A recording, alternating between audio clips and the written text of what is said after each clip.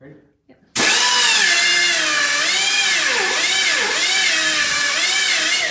probably should have started that up. Right, this is what I'm doing. I want to make this video just to show, you know, somebody out there that thinks that they can't get the wheels that they want without buying them.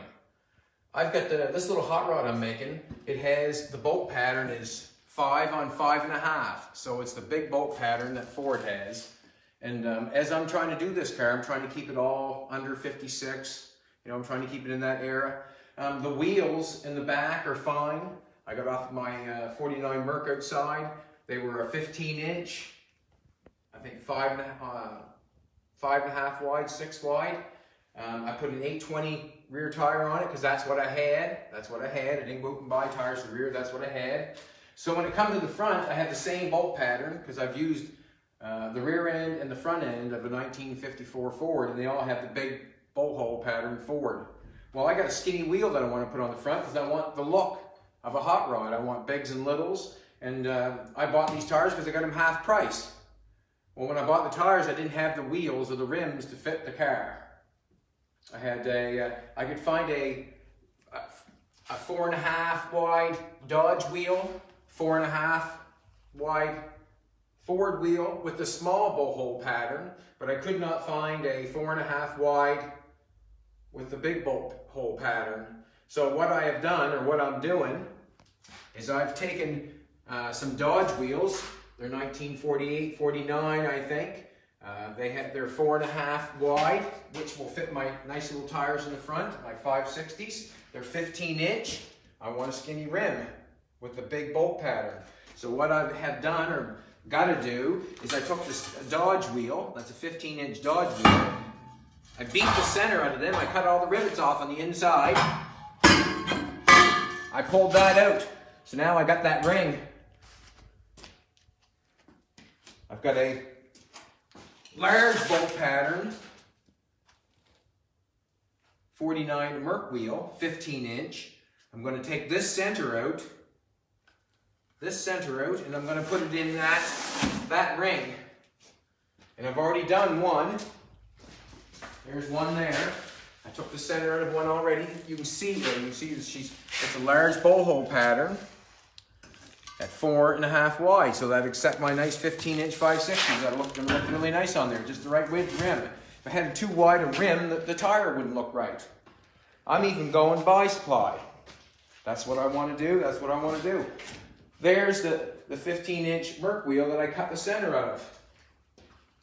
That's what it looks like. Exact same as that ring right there. So I'm just transferring that center of this wheel in the center of this wheel. What I've done is, you can see, I just took a burr off as we started with the little diagram, or the little grinder there. Colton did this. He did the Merc wheels, and I did the Dodge wheels. I didn't have to pay attention on the Dodge wheels because I wasn't using that. He had to pay attention on these because I want the center on this.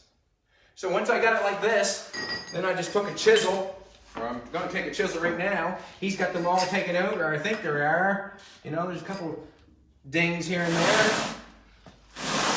What I did, I'll just start here and I start beating along this ring right here. Then I just beat a little along here and beat along here. Leave that one alone, just because if I start trying to beat it all at once, I just get one end out and then it'll fall out, sort of, I guess.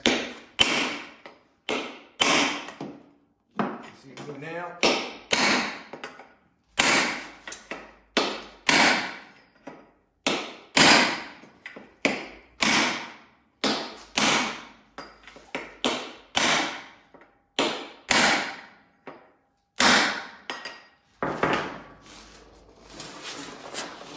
So that's what I've done. I was going to take the tire off and all that stuff, but what for? We would have paid $20 to take the tires off, and all we had to do was beat the rivets in, you know? So we just left the tires on. Just like that. So the last one I put in, I lined this center hole up with that center hole, and I looked at the other end, and I tried to line this hole up with the other side. These lined up perfectly all the way around. The center hole lined up perfectly, that center hole, the two other ones didn't. And it was just as well, because I welded the center hole to keep it in shape. or keep it intact, so it'll be weld right to this hole. And then I just went around and filled the hole up so it looked like the rivet's still there. You can see on that wheel, it looks like the rivet's still there. I'm just going to take a flapper wheel, clean this up along the side here so it accepts the rim nicely.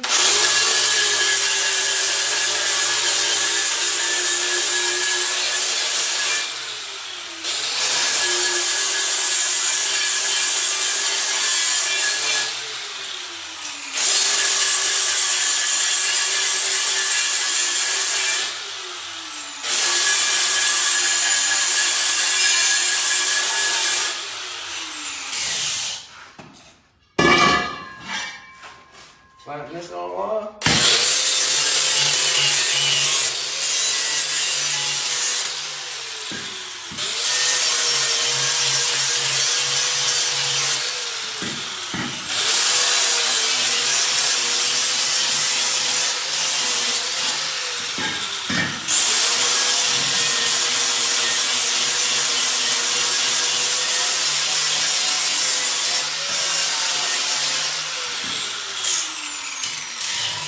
I'm the guy you want working for you, not against you. Hey, baby. Yeah. Huh?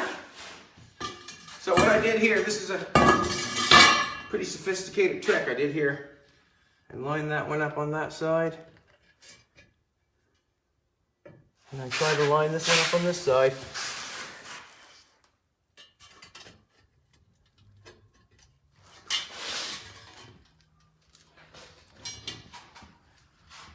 I think I want to jump on it, but I better not.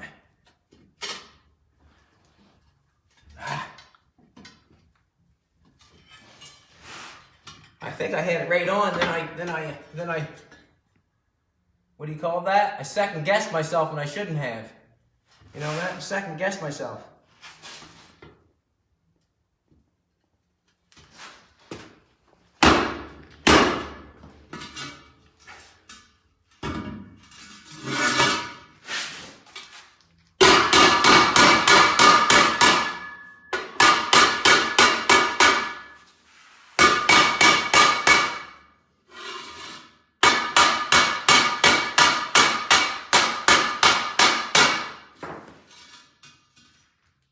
I'm just tapping that. I'm bending nothing by no means. Just tapping it.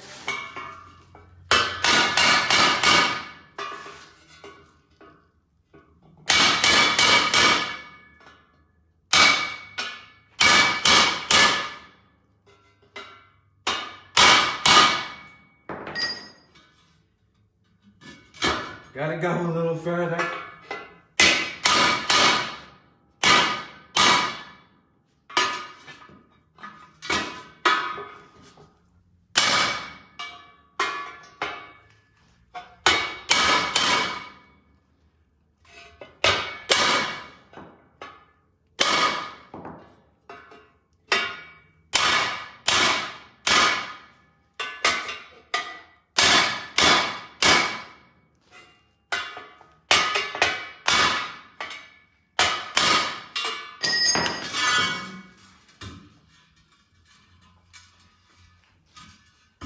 Wow. See, come look at this. See all the holes are lining up? See that? See all the holes lining up? That one's got to go down a little bit further. I can see that. That one's going pretty good. So this one's got to come down a little further on this side. And I'll just stick a rod through every one of them. Or I'll stick a rod through every one of them, make sure they're all in the right place. Last one didn't line up.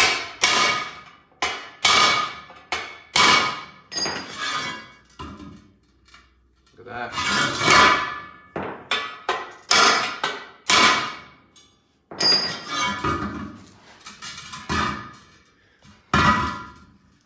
Gotta love it. Gotta love it. They all line back up. Now I'll just take a punch.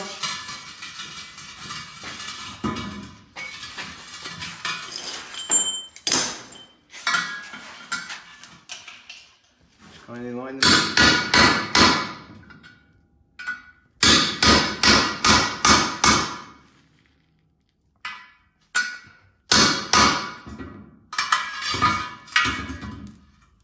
Beautiful. Couldn't ask any better. Couldn't ask any better, could I? No.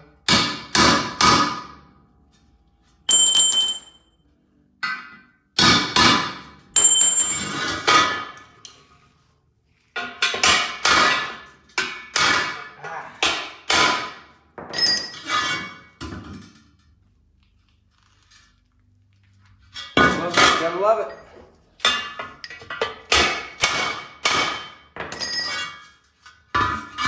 Them three look really good. Them three look really good.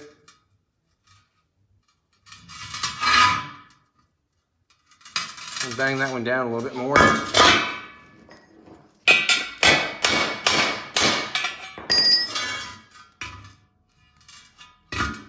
Three look good. Then I'll weld it up. Just like that. Never, I don't think they've ever been made. Well, someone else could have made them just like I did. A 4.5. A 4.5 inch wheel. 4.5 on a 5 and 5.5 wheel. Bolt pattern. See if you can find them for me. Oh, it's already too late. I just made them.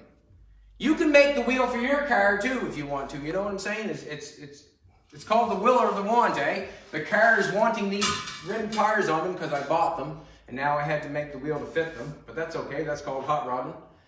If you want to make a wider set of wheels, you can take, I've done it before, is take the center out and put it on the other side and make your wheel come out wider. You can do that. You can do anything you want to with the wheels, you know. You can cut them. Put a piece in it, widen it if you want to. Take the centers out, turn them around, put different bolt patterns in. The only thing is, you have to be careful to check the measurements before you start. You can't, you know, you want to take the center out of a wheel if it doesn't fit the other center of the other wheel, you know, 15 inch sort of deal thing. Yeah, so that's the way she's going. I did put the steer or the light bar on, and the light bar was different than that. It used to go to the fenders. And what I did is I just cut the tabs off, cut the bar off, and then refigured it this way so it has its own headlight bracket. I kind of did this wrong here. There's a little seam right there, and I just kind of working so fast. I cut it on 45, I welded it, and I should have put that seam down because the water would run in that seam of that bar. But hey, that's hot rodding too. Every time you do something, it isn't always right. What's that now, baby? Do you want to show the steering? I got the steering column in. I got the steering column in the car. Let that thing roll away. I got the steering column put in. I got the piece of metal coming down and the two rods welded onto the exhaust clamp. What was I going to say now?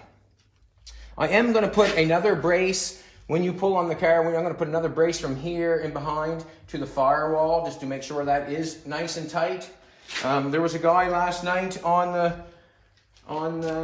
made a comment on how the steering at the bottom, it wasn't going through the firewall or wasn't connected to the firewall, and I just want to address that to him just so he knows, and you know, anybody else knows.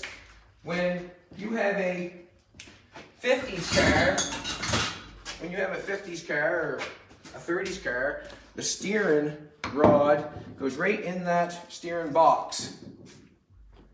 When you pull your steering wheel out of your car, the steering wheel or the steering shaft is connected right to the steering box. It is not connected at the firewall. It just goes through the firewall. The steering column just goes through the firewall and then connects to your steering box. On this car here, it's not going through the firewall because I pulled this back and put it on top of the frame so it didn't have to. I'm going to have to put something around it to close the floor off, but let's face it, this is bolted to the chassis, welded by 3/16 with a gusset on it with 5/8 bolts holding it on. This is a U-joint that is put on a shaft with a pinch pin or pinch bolt and welded at the top. So there's no way that bottom is going to rock and roll anywheres if the top is tight. It's all connected as one, if you know what I'm saying.